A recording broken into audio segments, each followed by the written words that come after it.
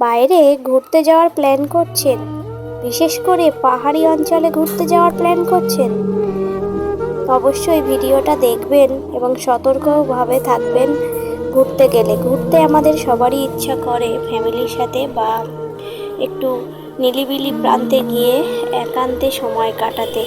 ঘুরতে আমরা সবাই ভালোবাসি, সেটা ছুটির সময় হোক বা কোনো ওকেশান বা কোনো কিছু পারপাস আমরা ঘুরতে যেতেই ইচ্ছা হয়। কিন্তু সেই জায়গায় গিয়ে আনন্দ করতে গিয়ে যদি আজকে এত বড় দুর্ঘটনা ঘটে, তো সেই আনন্দের কোনো মানেই হয় না।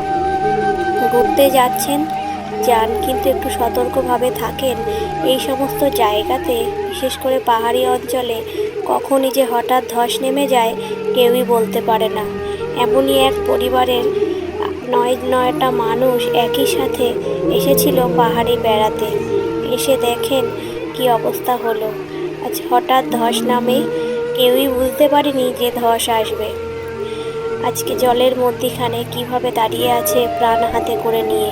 সবাই ওখানে, প্রত্যেকটা মানুষ চেষ্টা করছে ওনাদেরকে বাঁচানোর জন্য, কিন্তু শেষ পর্যন্ত কি রক্ষা হবে, কি হয়, পুরো ভিডিওটা দেখতে থাকুন। এই ভিডিওটা পোস্ট করার একটাই উদ্দেশ্য, সবাই ভিডিওটা দেখে সতর্ক হয়ে যান আর সাবধানে ঘুরতে যান। ঘুরতে তো যাবেই, ঘুরতে যাওয়া কি বন্ধ থাকে? মানুষের ঘুরতে যাওয়া বন্ধ থাকে না, সবাই ঘুরতে ভালোবাসে। কিন্তু ঘুরতে গিয়ে এমন বিপদের হাতে যাতে না পড়েন তার জন্য ভিডিওটা শেয়ার করা হয়েছে। ভিডিওটা দেখে একটু সাবধানে, একটু সতর্কভাবে চলাফেরা করবেন পাহাড়ি অঞ্চলে।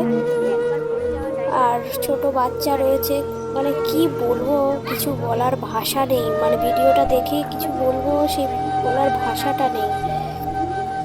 ওদের কোলের মধ্যে একটা ছোট বাচ্চাও আছে আর একটু বড় বাচ্চাও আছে, আর বাকি সবাই মহিলা, দুজন শুধু পুরুষ আছে। তো কি হবে, মানে শেষ পর্যন্ত, মানে কি বলবো, ওই জায়গায় তো অন্য কেউ থাকতে পারতো বা আরও কেউ থাকতে পারতো। যাই হোক, যেই থাক যেই না থাক, প্রত্যেকটাই আমরা সবাই মানুষ। দেখুন ওই বাচ্চাটা, ছোট কোলের বাচ্চাটাকে দেখে মানে প্রত্যেকটা মানুষ ভয়ে আতঙ্কে কীভাবে আছে। আতঙ্ক পাওয়ারই কথা, ভয় পাওয়ারই কথা, কারণ এত জলের স্রোত, এতটা জল, মানে এত জোরে জলটা আসছে, ওখানে দাঁড়িয়ে থাকা সম্ভব না। ওরা একজোট হয়ে দাঁড়িয়ে আছে বলে দাঁড়িয়ে আছে, কিন্তু শেষ পর্যন্ত যে কি হবে সেটা মানে বলার ভাষা নেই। না দেখলে বিশ্বাস করতে পারবেন না যে দেখুন কি অবস্থা হলো শেষ পর্যন্ত। এখন এই সময় এখন বর্ষার সময়, তো জলের জোর থাকবেই। কিন্তু দেখুন দূর দূরান্তে একটু মানে লক্ষ্য করে দেখুন, প্রত্যেকটা মানুষ কিন্তু চেষ্টা করছে ওনাদেরকে বাঁচানোর। কীভাবে বাঁচাবে? মানে কোনো দড়ি বা কিছু থাকলে তাও তো ওনারা দিতে পারতো, চেষ্টা করতো, দেখতো। কিন্তু সেই পরিস্থিতিটাও তো নেই ওখানে। যে কে জানতো এইভাবে এরকম দুর্ঘটনা ঘটবে? সেইভাবে তো কোনো প্রস্তুতি নিয়ে কেউ থাকে না।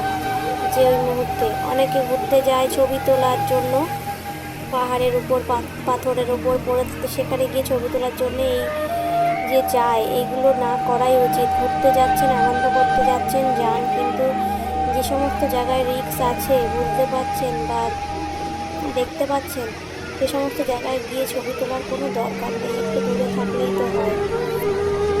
মানে আমি কথা বলতে পারছি না, আমার কথা পুরো আটকে যাচ্ছে, কী বলবো বুঝতেই পারছি না। এতটা কষ্ট হচ্ছে, মানে কিছু বলার নেই। ভগবান, ও ভগবান, শেষ রক্ষার এখান থেকে যদি কেউ পড়ে, সে কি মানে আর কি বলবো, গভীর খাদ, একদম খাদের, এই সমস্ত জায়গায় খাদ বেশি থাকে।